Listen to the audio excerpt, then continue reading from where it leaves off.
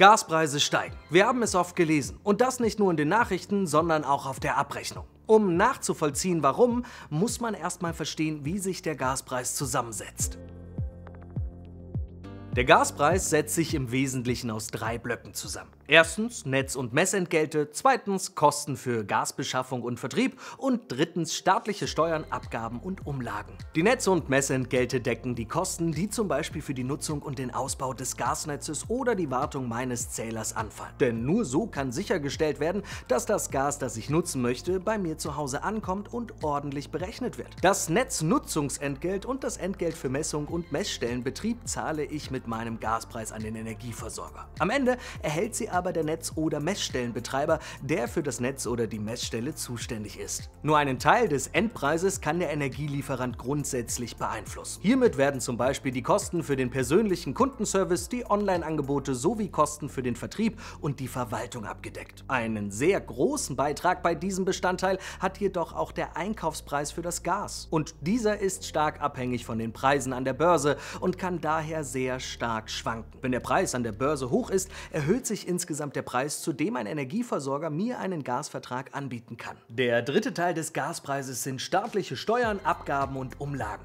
Die sind gesetzlich festgelegt und werden vom Energieversorger nicht behalten, sondern wie auch die Netzentgelte weitergegeben. Einige davon werden vom Staat erhoben, andere von Marktteilnehmern, die zum Beispiel die Infrastruktur zur Verfügung stellen. Die Höhe orientiert sich entweder prozentual an meinem Gaspreis oder ist ein fester Betrag je Kilowattstunde und kann sich von Jahr zu Jahr verändern. Zu den wichtigsten Steuern gehören die Umsatzsteuer und die Energiesteuer. Die Umsatzsteuer, oder auch Mehrwertsteuer genannt, fällt auf alle Preisbestandteile an, also auch auf den Grundpreis, wenn ich kein Gas verbrauche. Die Energiesteuer dagegen wird nur abhängig vom Verbrauch erhoben. Dadurch soll ein Anreiz geschaffen werden, Ressourcen zu schonen. Je weniger ich verbrauche, desto weniger Energiesteuer bezahle ich. Zu Umlagen und Abgaben gehören auch die Kosten für Emissionszertifikate. Die Kosten für ein Emissionszertifikat nennt man CO2-Preis. Der CO2-Preis wurde im Rahmen des Klimapakets mit dem Brennstoffemissionshandelsgesetz oder kurz BIHG eingeführt.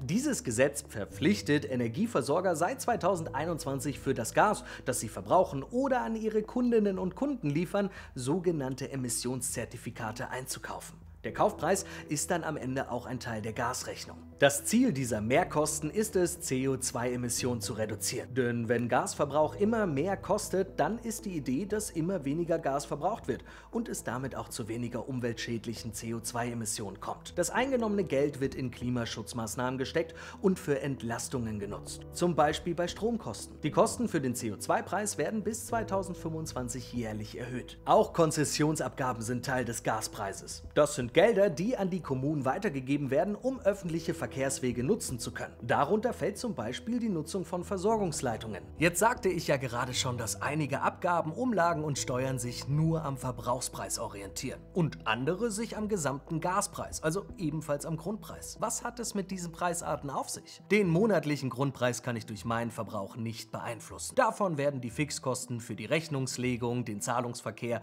oder Zahlungen an Dritte wie den Netzbetreiber beglichen. Der Verbrauchspreis ist das, was ich pro Kilowattstunde Energie bezahle.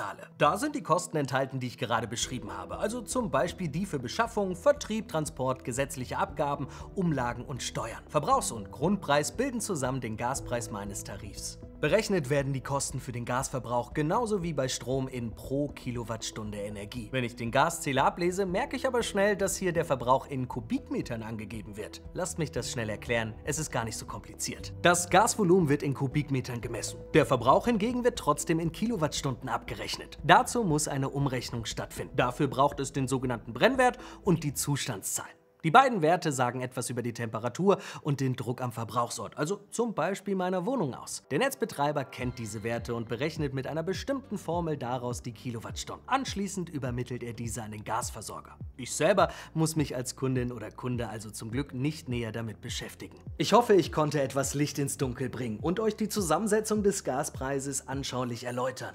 Wovon die Einkaufspreise am Markt abhängen, wird in einem weiteren Video auf diesem Kanal erklärt. Außerdem erfahrt ihr auf dem Kanal auch, wie sich der Strompreis zusammensetzt. Wir sehen uns im nächsten Video.